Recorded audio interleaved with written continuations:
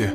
As I got another rhyme, another rhythm for y'all to listen. I'm never quitting on my mission. I'ma roll with what I'm giving. Got some ambition, this new edition, filling positions. Looking at the void in myself and feeling what's missing. Better watch the way you going, better go in the right direction. In the moment you stressing, but you gon' be counting blessings. And I know that for certain. Keep on working, open curtains. Haters swerving, cause they ain't ready for your final version. Whoa. I'm never gonna give up. Fall down, I just gotta get up. You're listening to the Tom Ficklin Show on WNHHLP 103.5 FM. We're home. Radio. Good morning, everyone. And Harry, thank you for that introduction. It's always good to hear your voice. That was Harry, our station manager, WNHH, and I was kidding. WNHH 103.5 FM. I was kidding in my sometimes sarcastic way, Harry, about his tattoos. And he mentioned that there's a kind of a tribal identification with his tattoos. And I really appreciated him mentioning that, because in some ways we're going to go down history lane in terms of what tribes, current tribes, past tribes, and future tribes, and from a healing modality standpoint. But in a very real sense, we're going to chat with Dr. Jordan Sloshower and about some, I would say, monumental activities that are taking place in terms of healing and wholeness and medical interventions. Dr. Sloshower is a psychiatrist, he's a researcher and an educator. And his work, quite frankly, focuses on therapeutic applications of something called, and I say something because this might be a new term for you, it might be an old term for some, but it's an expanding term that's going to be really, in my mind, very much a part of a person's vernacular and the public awareness, but therapeutic applications of psychedelic medicines. And in particular, how these, and some people will say these are novel treatments, but some of these treatments have been, let's say ancient is an understatement, going back into millennia. But at any rate, how some of these treatments that he's involved with, and you'll hear more about that service delivery and that availability, but how these treatments can be delivered in a manner that promotes holistic healing and social justice. Just as an editorial comment, I love when the people use the term social justice. For me, I like to just also add on as an addendum, economic justice. But Dr. Sloshower he's co-director of the West Rock Wellness PLC in New Haven, which has just opened, and it's almost catty corner to Edgewood Park here in New Haven. And we're going to hear more about the West Rock Wellness Center. And he's also a clinical instructor in the Yale Department of Psychiatry. I want to just share with people that he's co-founded, and I love when people start something. We hear about innovation, creativity, startups, but it's important. It's important, and it's not easy to start something. And I'm comfortable in saying that this is not just a startup, but it's going to be a sustained effort. But he's co-founded the Yale Psychedelic Science Group and served as an investigator and therapist in several clinical trials of psilocybin-assisted therapy. We did a show on psilocybin a few months ago with Dr. John Crystal. Dr. Jordan is also a clinical investigator in the MAPS, the MAPS Expanded Access Program, or MDMA, and we'll kind of unpack those acronyms. MDMA assisted therapy of post-traumatic stress disorder related to racial trauma. So there's a lot of discussion about racial trauma and whether who's subject to racial trauma. And quite frankly, I'll throw in as an addendum that even white folks are suffering from racial trauma. There's a certain sometimes a certain liability about locating your identity in just one particular category that might be a false identity. But Dr. Jordan's Sloshower's his interdisciplinary work and perspective is really kind of packaged or informed or connected to his prior training in medical anthropology. And you might say, what is medical anthropology? We'll ask him that question. And global health. And his deep interest in the ceremonial use of plant medicines. And again, this references my using the word of tribal and ancient history. He also has a firm and passionate commitment to what one might call Buddhist philosophy.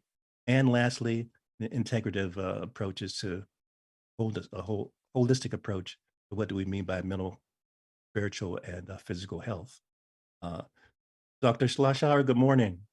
Good morning, Tom. Thank you for that Great. lovely introduction and for having me here. I normally don't go into such detail with a person's background, but I just wanted to kind of set the stage and really kind of to tease our audience that although we have about another 45 minutes remaining, this might not be just a one-off discussion. I'll put that out there right now. Yeah, there's a lot of threads we could cover for sure. Great, and I'm looking forward to maybe having a second or a third or related discussions with you. Let's maybe jump off. We met through the in a way through the Yale Center for Clinical Investigation, their Cultural Ambassadors program, and maybe kind of explain how we became acquainted there a little bit, and maybe some of the work you were doing at that time, and also you were kind enough to mention that you have also a keen interest in, we hear this word, this acronym DEI, diversity, equity, and inclusion. Yeah, sure. Thanks. So since the time I was doing my training in psychiatry at Yale, so it goes back about 7-8 years ago, I became interested in this area of psychedelic therapy and was running a small clinical trial looking at psilocybin-assisted psychotherapy in the treatment of depression. And for those who may not be familiar, psilocybin is the active ingredient in what's commonly called magic mushrooms. And we paired just limited 1 or 2 sessions of drug therapy in a very supported setting with a broader course of psychotherapy for folks who were experiencing depression. And we were interested in how that works, whether it works. And we recently completed that study after quite a few years. And I was involved in a few other studies related to that same psilocybin therapy.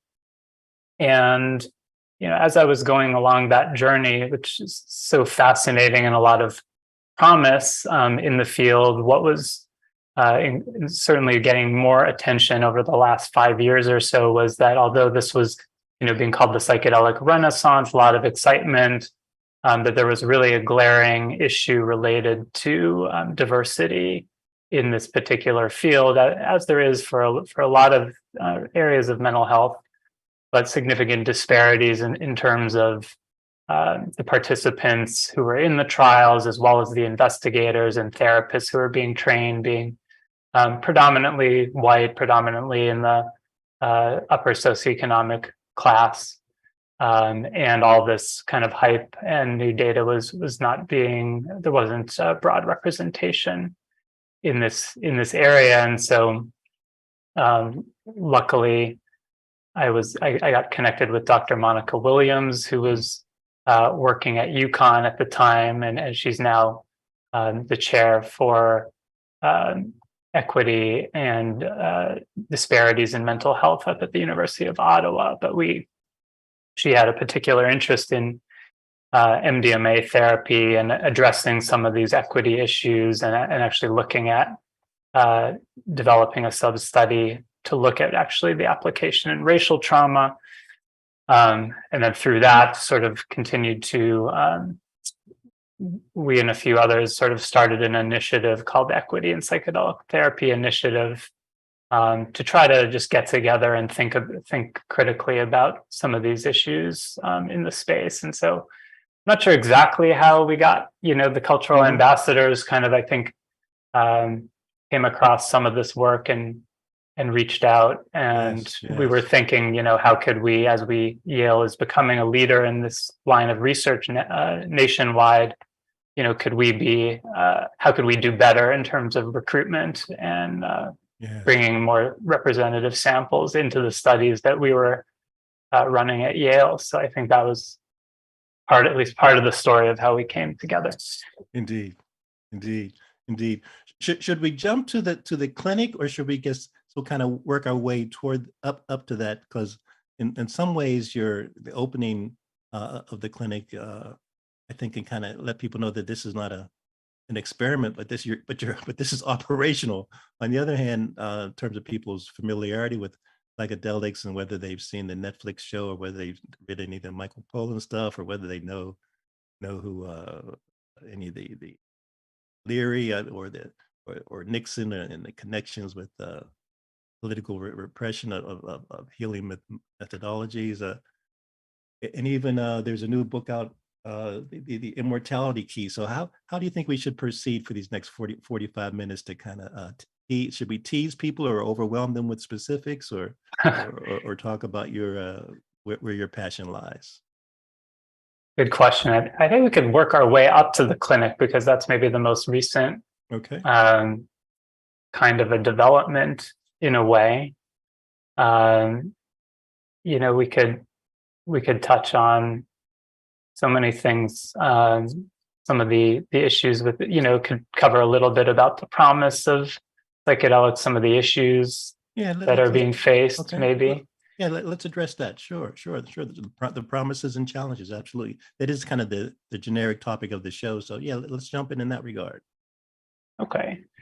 Well, I guess, and again, we could give whole lectures on this, but I think there's just in the last 10 years been increasing research and attention being paid to these class of medicines called psychedelics that, include things like psilocybin from mushrooms. They include LSD. They include other compounds from psychedelic plants like mescaline and ayahuasca, iboga from the African context, and increasingly, trying to bring these medicines into a more Western medical context. And as maybe worth pausing to allude to what you were talking about at the beginning, that although this is a new field of medicine, that actually these compounds, psychedelics, especially those found in plants and fungi, this is not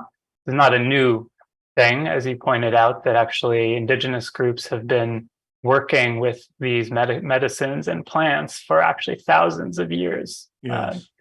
And we have archaeological evidence of that really goes back at least 7,000 years in some cases to mushroom use, and at least 4,000 years just in Mesoamerica with mushrooms, and centuries of use in other parts of South America, and as well as other parts of the world. In Algeria, the cave paintings from 7,000 years. So this is not new. Of course, the psychedelics weren't exclusively used for healing purposes. There was a range of uses, but certainly healing purposes has been part of that. And so we're, in some ways trying to, at its best, integrate, but at its worst, sort of appropriate some of these knowledges that have been accumulating over such long periods of time and adapt them into a Western context. Mm-hmm. And of course, this sort of story also was starting to happen back in the 50s and 60s when some research started to happen,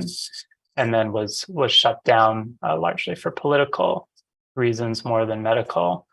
And now we're seeing this kind of resurgence of interest, and people doing all kinds of interesting work from the more neurobiological and even cellular mechanistic kind of work to understand how do psychedelics affect the brain and the body in different ways, to doing the clinical research studies, and also some more cultural and social science kind of work that I'm certainly interested in, not only understanding better how these compounds are used in different cultures around the world, but also what are the issues, social, political, and economic in our context that limit the maximum benefit of these medicines being rolled out. And so that's a little bit of what I was referring to around the issues with diversity in the field, and how as these new medications kind of roll out, will the benefits be distributed equally, or like so many other medical interventions, will they only be really accessible and affordable to smaller segments of the population? And again, as I said, will the evidence that's generated only also be based on subsegments of the population, and making it less clear how broadly generalizable the so-called promise is if we haven't actually looked at applications in different groups. And there's good reasons, historical reasons why we're seeing this lack of diversity, in particular in this area, which I mean is a huge topic in and of itself. But myself and Dr. Williams and some of her grad students actually wrote a paper a couple of years ago looking at actually some of the historical abuses amongst communities of color when psychedelics were first being studied back in the 50s in places like Kentucky, and them being administered in sort of coercive manners, unethical manners. And of course, there's a long, I'm sure you've discussed on this show, a long legacy of abuses within the medical system against communities of color. So Indeed. Just as you were talking, and again, you alluded to the social justice issue and the diversity and equity inclusion issue. I want to pivot just for a second, just to center people that your research in terms of clinical trials has been really significant, and your connection with really the other institutions that are in place, and the national and international organizations that are credible to the max. But also, Dr. Sloshower, share with us, correct me if I'm wrong, but I think it was a year ago that because Harry, our station manager, we were talking just before we went on air about, legalization, what states will it be adopted, but you were involved with a study group, I believe, for the state of Connecticut, kind of asked you to kind of come on, and there was a study that was conducted just to kind of, not that we need credibility, but I think people might be interested to hear that even this state of Connecticut, the land of what have you heard, patient habits or whatever, still had a study group that you were involved with. Maybe share a little bit about that. yeah, absolutely. And that'll actually I'll take one step back and just share a tiny bit about like the legal landscape and availability of psychedelics currently, and then get into what we were doing in Connecticut. And then that actually might lead into the clinic piece. So, as a legacy of Richard Nixon and the Controlled Substances Act back in 1970, all drugs considered to be psychedelics were placed into Schedule I, along with heroin, cannabis, considered to be, of no medical use and of maximum danger. We could debate the scientific merit. There's not a lot of science to actually back that, but that's what happened. And so that's actually still where we are at a federal level. Now, the biggest breakthroughs were that MDMA and psilocybin have both been given breakthrough status by the FDA within the past 4 years or so, as the clinical evidence kind of is mounting that there actually may be some real medical benefit here. And in fact, the breakthrough status designates that there may be significant benefit above existing treatments. And so they're given some fast tracking and special attention. So that's quite promising, but those studies are still ongoing. So at the moment, MDMA therapy and psilocybin therapy are not clinically available. They're only available in research contexts.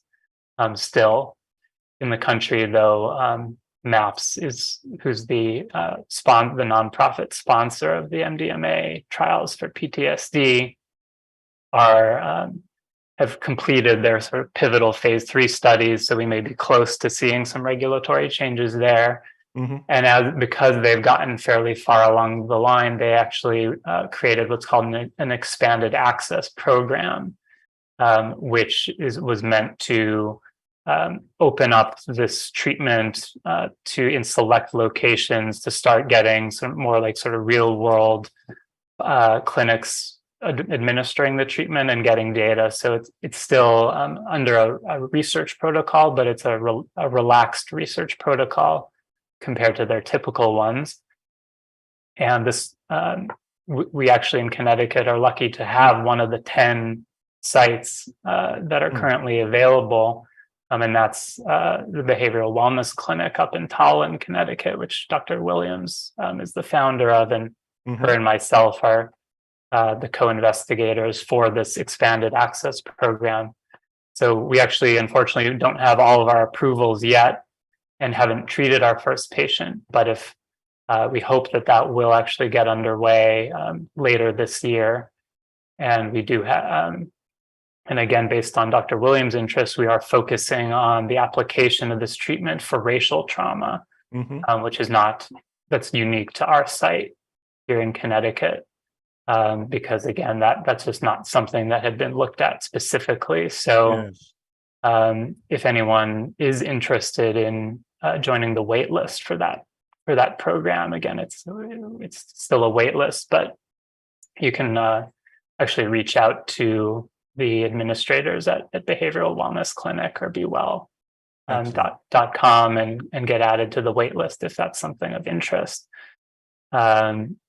So we have, that expanded access framework, but that's sort of through MAPS. And then different states around the country, we're starting to say, okay, well, what do we want to do? What are the different approaches now that it looks like, well, hey, psychedelics may not be as dangerous as previously thought, and there may be some therapeutic potential. So we've seen in the last year a flurry of legislative activity, some at the state level, some more at the municipal level, doing a mix of things. Some are more along the lines of decriminalization and just simply saying that in some cases making possession of psychedelic compounds just the lowest possible priority. So we're not going to prosecute people or consider it a criminal offense to be possessing these drugs. And then in some cases like Oregon and Colorado being the more notable ones at a state level, they're now legalizing certain forms of use of these compounds in a kind of supervised context. So it's been quite an interesting model there because it's not fully a medical model. You don't actually need to be like a patient with a diagnosis to seek this quote treatment. It's actually like a service, like service centers. So people still need to be trained. You need to be licensed to have a service center. But at least in Oregon, the idea is that really anyone can come in and receive this kind of supervised service to make it safe. So they're not going to be selling mushrooms for people to take home, but for those who want to come in, there'll be sort of a process. So kind of focusing on the safety aspect there, but broadly making it more available. So that's quite an interesting approach. And then here in Connecticut, so I think there was a process to say, hey, what if anything do we want to do in Connecticut? And Demas and some of the folks convened a working group process, and that's what you were referring to. That I was able to. I wasn't on the working group, but I presented to the working group a couple times. And here in Connecticut, I think maybe being slightly more conservative, that kind of Oregon-style program, I don't think seemed like an imminent reality. But something I had suggested that I think we landed on and has moved forward was this idea of, hey, well, let's create an expanded access program here.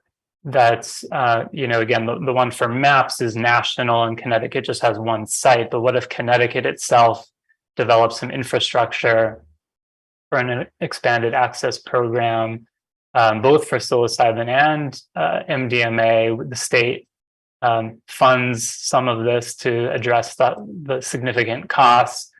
And again, it was seen as kind of, well, let's also train up several sites around the state so that when the medicines like MDMA or psilocybin actually get regulatory approval, Connecticut's going to be a bit ahead of the game. We'll have a few centers that have already been administering this, that have the capacity, and we'll have built up, and then also be doing it in a way that we're collecting data, ensuring safety, getting some more information, partnering with Yale to do that. And so that was the idea of the program. And I think there's still some challenges to turning it into reality. It passed some legislative hurdles. I think it hasn't been funded yet.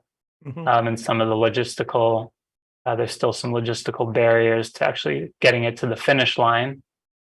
But, I think it's at least exciting that Connecticut has made some moves, and it passed this, at least the state legislature seemed to approve of the idea of a program such as that. is that exciting for you? Do you feel centered, or do you feel that you're right up in the mix and key to this the struggle unfolding, or is it just kind of a blasé kind of experience for you? Oh no, I mean, this whole area is really a huge passion of mine. I mean, this is kind of in a lot of ways become my raison d'etre. And Excellent. I mean, I think I try to I'd say I'm not only sort of a cheerleader for the field, but also a critic increasingly, because I think as this, I do want to see these medicines being rolled out safely and ethically into society. I think there's benefit to be had, but as I think a lot of things can go wrong as well. They are powerful medicines, and also there's powerful economic interests that are Indeed. clamoring into the space very quickly, in the same way that kind of the cannabis industry exploded.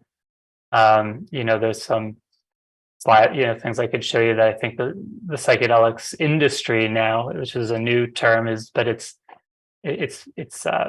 estimated to be worth billions of dollars already, even though the treatments aren't there. So we're seeing a lot of pharma startups and just folks clamoring into the space who really don't have a long history of knowledge of these compounds, saying, "Oh, how do I either get involved? How do I make a buck off of this?" And I think that's there's some concerns that I have around that. But overall, watching the space, I think it is an exciting time, not only for those of us looking for new approaches to therapy, and I can say that actually doing the therapy itself, and I've had the pleasure of sitting with 30 participants in the clinical trials do the psilocybin work, and now increasingly patients who we're doing ketamine assisted psychotherapy with. I mean, it's just really gratifying work as a clinician, and that for me, that's the stuff that really feels very beautiful and exciting. Before we go to the clinic, and again, it's located just near Edgewood Park, I wondered if you could talk a little bit about Jordan, about the role of Yale and Hopkins and Harvard and Stanford to not let big pharma and investors take over this new opportunity. Good question. I can give it a stab. The relationship between large academic institutions and pharma is always fluctuating, and the different partnerships. I think, the interesting thing was with this area was that this was kind of a black sheep, right? Psychedelics for the last 30 years. And it was only within the academic institutions like Johns Hopkins really being the first leader to revive this research, and then NYU, Yale, UCLA, now increasingly other schools, UCSF, but prominent schools, maybe starting to see in the Boston area.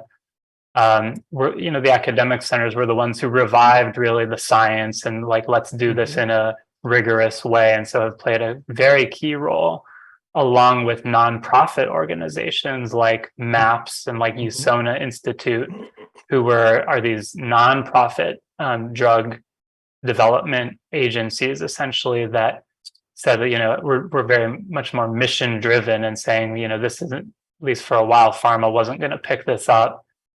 For one thing, again, because psilocybin, MDMA, these are old compounds. You can't easily patent these medicines, though we've seen very interesting efforts by companies to issue all kinds of patents on them. But something like psilocybin itself is an ancient molecule found in all kinds of mushroom species. So I think initially it wasn't seen like too attractive to big pharma.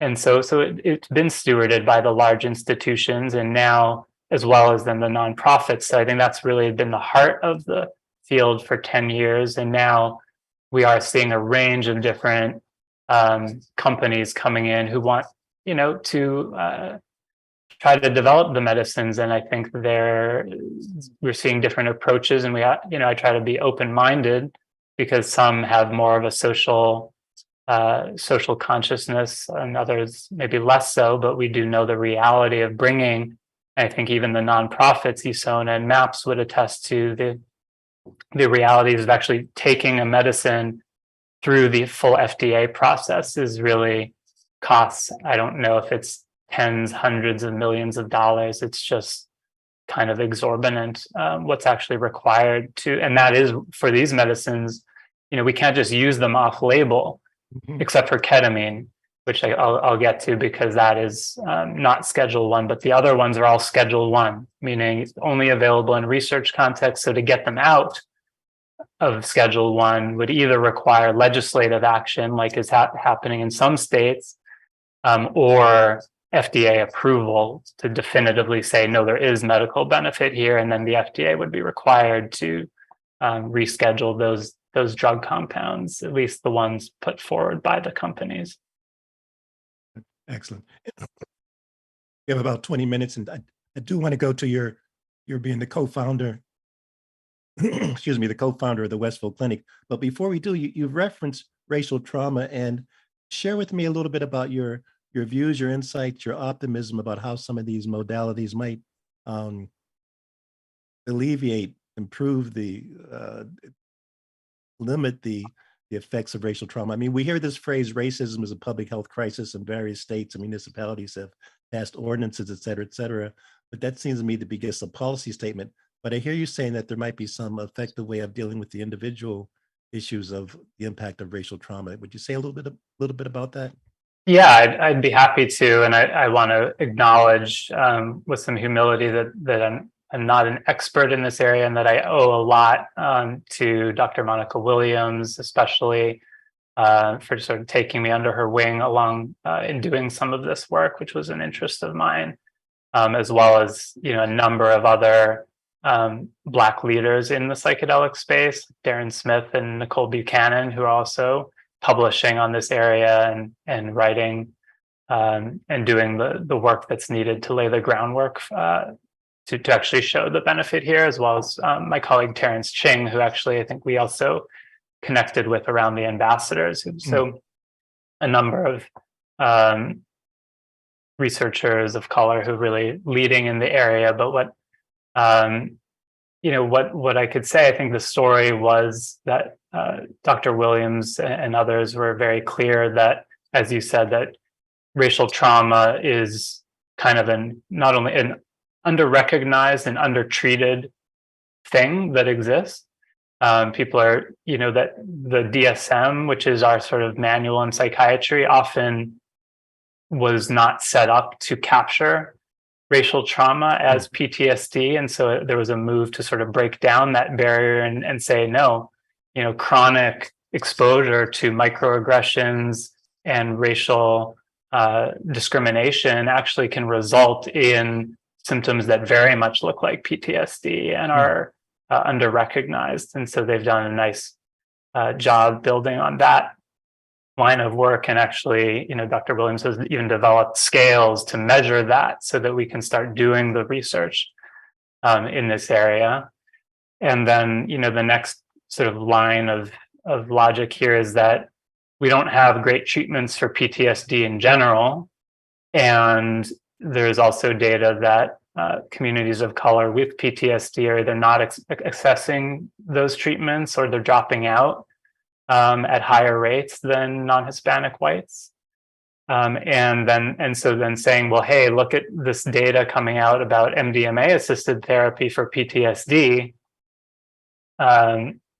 Communities of color actually have a long history of using psychedelic plants in South America and Africa, and we got to, while these drugs were sometimes in the U.S. context seen as sort of white drugs back in the hippie movement, there's actually, hey, let's reclaim that. Let's reclaim our cultural history with these, and actually look at the potential to use psychedelic healing to address potentially racial trauma. And so now in more recent years, we're seeing some studies and data coming out to actually support that notion that there is promise here, whether it be my colleague Terence Ching looking at the data from the MAPS studies and actually breaking down the cohorts of looking at how people of color did in those studies versus the non-Hispanic white population, showing actually no difference, that they did as well, and as well being pretty well, like 70% remission rates, so quite a bit of success, as well as some survey level studies that have been done nationwide, asking people of color who also have had experiences of racial discrimination and had a psychedelic experience, getting their pre-post ratings of their mental well-being, and also seeing some improvements there. So at least some initial indication that this is promising, or at least worthy of further study. Excellent. In this area. And that's what we're hoping to do at our site here, and that I mentioned in Tallinn, Connecticut, is then actually recruit people specifically who've had experiences of racial trauma, and provide the MDMA assisted therapy and do some pre-post and see how that works, and again continue to build up our capacity of providing culturally attuned care as well, training a range of providers of color to administer this treatment. I've been known, Dr. Sloshower, to put my foot in my mouth, my toes in my mouth, all my appendages in my mouth. So I want to ask a question that might fulfill that prophecy. In terms of the self-reports, do people say, do they come out of the experience, the healing experiences, loving more, loving themselves more, hating white people more, loving white people more, loving the world more, being more active and strategic in their revolutionary thoughts? What are some of the self-reports that you hear? That's a really great question. I actually don't think I can speak to that. I don't know that they collected that data, and I haven't yet been able to treat someone and see sort of the qualitative work. There was the one paper. How do you know that it's helped, that the person's had a success, and they can say they feel better? I mean, they go in saying I'm depressed, or I feel limited, but how do you know that? How do you measure their journey of being more of on an upswing than a downswing? Yeah, those studies have used like the standardized measures that are used in clinical trials, like standardized measures to assess PTSD symptoms, to assess depression and anxiety, and then measure it before and after. As far as getting those more like rich qualitative reports, hasn't been as much, but actually I would, Dr. Williams, along with some of her colleagues, Sarah Reed, they published a very interesting paper for those that might be interested about they underwent their own MDMA therapy as part of their training, and gave some more of their own qualitative reports of what it was like as women of color and therapists of color to actually go through that treatment, and shared some of their own journeys with that. So that paper was published, and could be an interesting one. For sure. And sounds like someone that I might might lean on you to ask Dr. Williams if we might chat with her in the future. Let's jump to Westville. I mean, I live right around the corner. In knowing you through the Yale Center for Clinical Investigation of Cultural Ambassadors, knew about the Tallinn thing. I've looked at some of your YouTube videos, and selfishly just want to say I live right around the corner, so I'm interested in the clinic for personal reasons, and friends that I know definitely are going to be interested in it. So let's kind of walk us through. People ask me oftentimes what the show is about. The show is about my guests talking about their passion, their purpose, and their product. I mean, it's not a commercial thing. It's just people sharing their passion, their purpose, and their product. So walk us through this. I'm excited about this new venture in Westville. Thank you. Yeah, I'm excited to talk about it because it's been kind of years in the making, at least for me. And I'd say I rewind like 5 years ago. I mean, as I was doing the research, I was also kind of dreaming up, well, what would it look like to have this like model clinic, I was calling it, that actually was able to roll out these treatments if it was legal. And kind of as a thought experiment, I published a book chapter on this kind of topic of a model clinic in one of Chacruna's books. Chacruna Institute publishes a lot of great books and articles. You could check them out as well, especially on social justice and diversity. So this audience may be interested in their work. So I'd been mulling around this idea of having a clinic for quite a few years, and I was then kind of immersed in the research side of things for the better part of the last 5-6 years. And as I kind of finished my training and kind of wanting to have my feet in a few different areas, but what was clear to me was that given the legal status of psychedelics and that they're still very much only available in research context, and the research studies, while critically important, there's so many complexities in running a clinical trial with Schedule 1 drugs, and you can't practice clinically so flexibly in those contexts. And so it was like, just increasingly became clear, I need a place, I want to create a clinic where we can start to develop this treatment model in the way that we see fit, without some of the regulatory and institutional barriers. And it was just this beautiful kind of evolution and process of getting to know my colleagues with this venture that's now become Westrock Wellness. So Stephanie Kilpatrick, who was a study therapist in my psilocybin studies, and Jamila Hokinson, who also came through the psychiatry residency program, and we met with an initial interest in integrative medicine, but also in issues related to diversity, equity, and inclusion, and her increasing interest in psychedelics. And so along with several other folks who've been involved in the psychedelic space at Yale, who I give a lot of credit to for this whole journey. But eventually we came together and just opportunely found this space here in Westville that's actually around the corner of where I live and in our neighborhood. And we've been living in Westville for years and have a real affinity with this neighborhood. And so then the ability to actually bring this project forward in our neighborhood. And the idea here is multifaceted, but we really are looking to pair a holistic and integrative approach to mental health with community and with group processes. And so not just, we do provide a range of more traditional mental health services. I'm a psychiatrist, Jamila is a psychiatrist, Stephanie is a wonderful psychologist who does a lot of trauma therapy.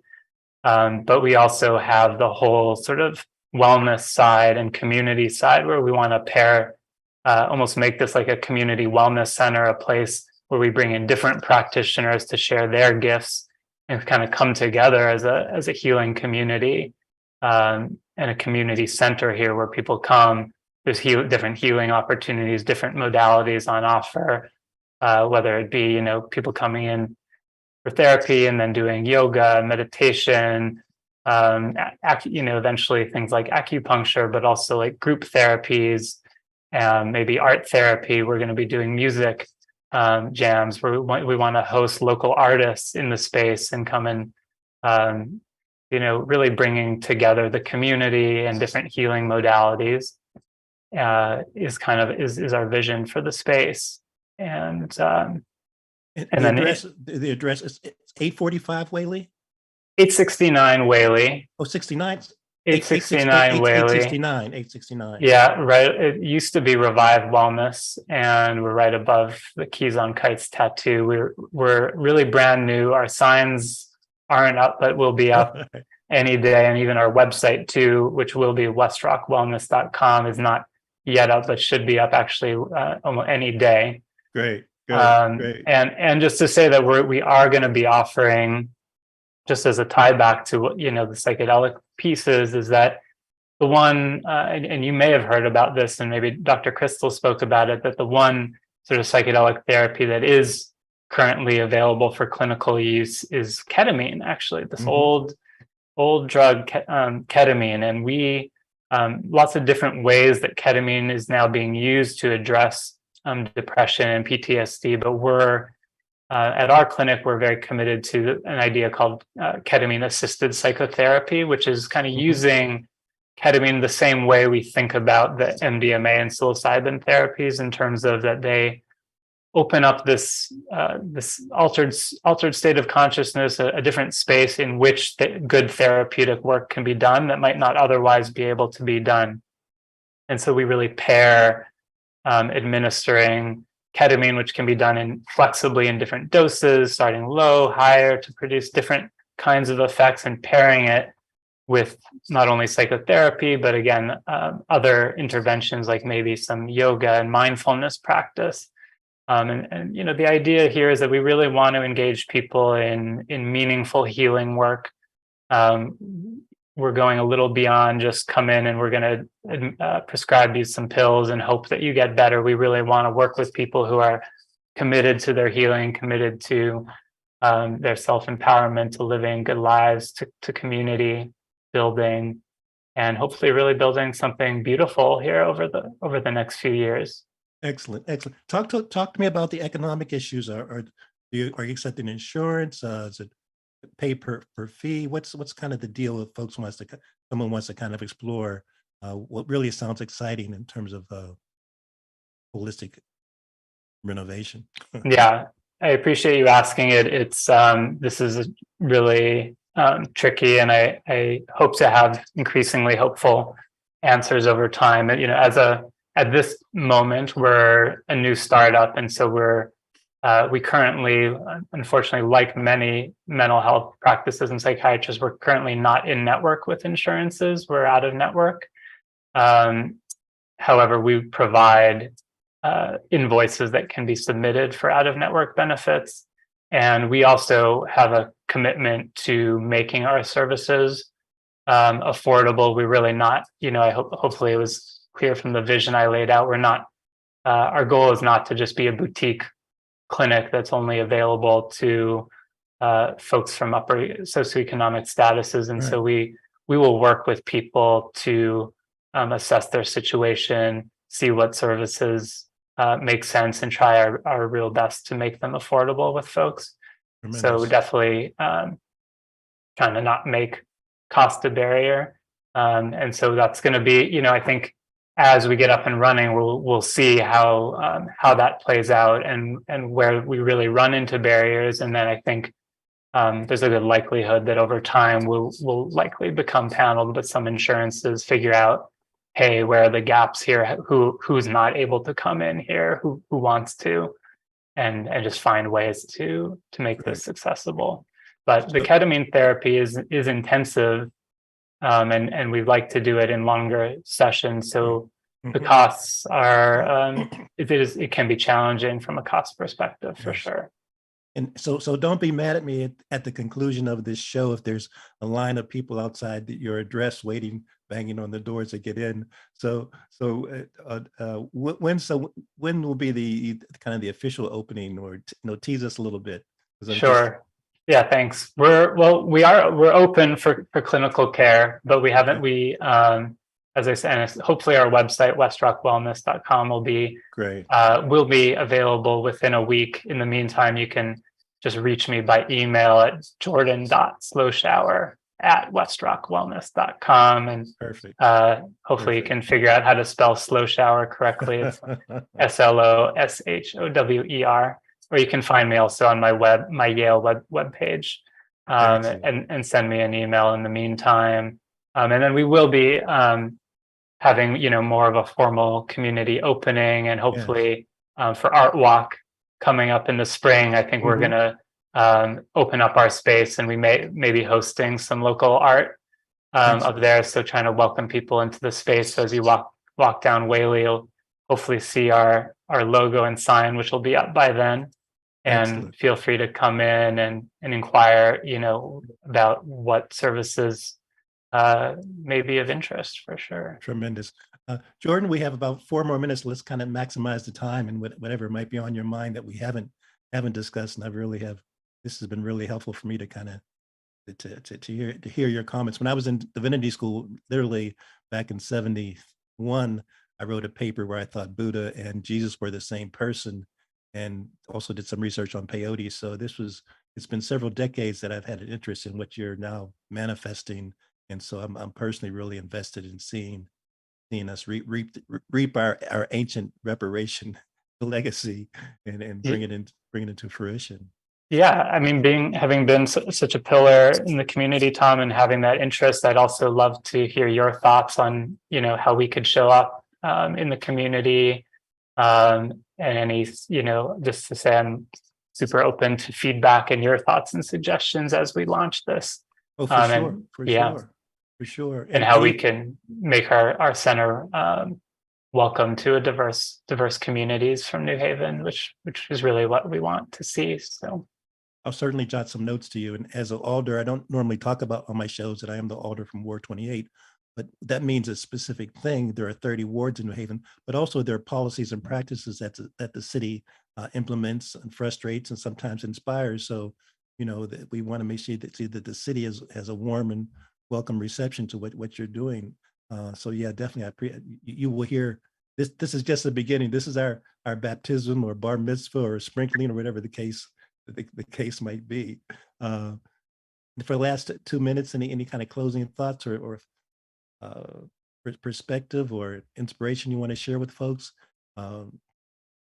This is such an exciting new area. There may be like all kinds of feelings and questions and thoughts that come up for people if they think about this therapy. I think our hope is to also have some sort of information sessions, just come in and find out more about these modalities as you continue hearing about them.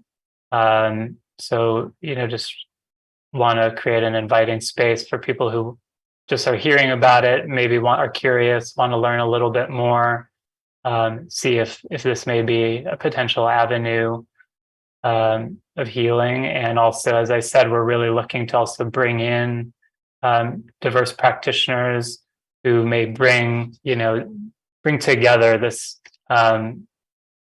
holistic community of practitioners, whether it be, I offer art therapy or dance therapy, and something that maybe someone has an idea of what might pair well with psychedelic therapy. And so feel free to reach out to us if you want to in some way become part of the West Rock Wellness family, or have thoughts or ideas for us as we're in this growth phase. We really would appreciate that. That's tremendous. And Jordan, how are you able to balance your research and your academic, hats with now your, when I say business, I'm not being sarcastic, man, about 30 more seconds, but is that a new challenge, or do you just feel that you're becoming more like Hercules, or what's going on there?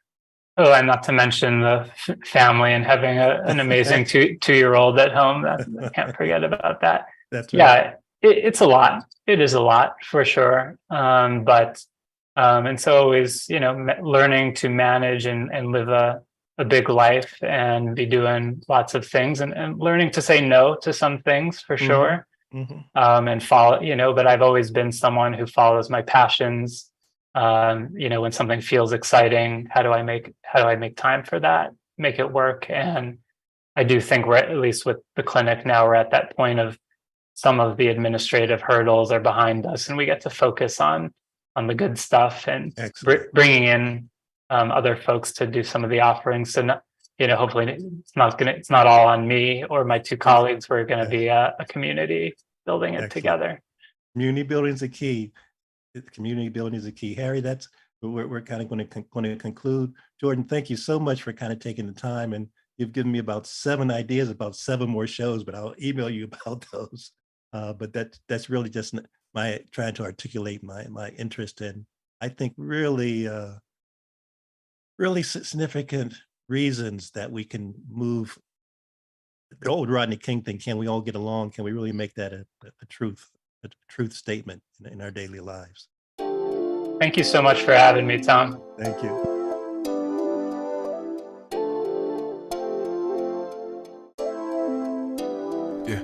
As I got another rhyme, another rhythm for y'all to listen. I'm never quitting on my mission, I'ma roll with what I'm giving. Got some ambition, this new edition, filling positions. Looking at the void in myself and feeling what's missing. Better watch the way you going, better go in the right direction. In the moment you stressing, but you gon' be counting blessings. And I know that for certain, keep on working, open curtains. Haters swerving, cause they ain't ready for your final version. Whoa. I'm never gonna give up, fall down, I just gotta get up, yeah. Cause this is my road, lights, camera, action, I'm ready to go. I'm never gonna give up, fall down, I just gotta get up, yeah.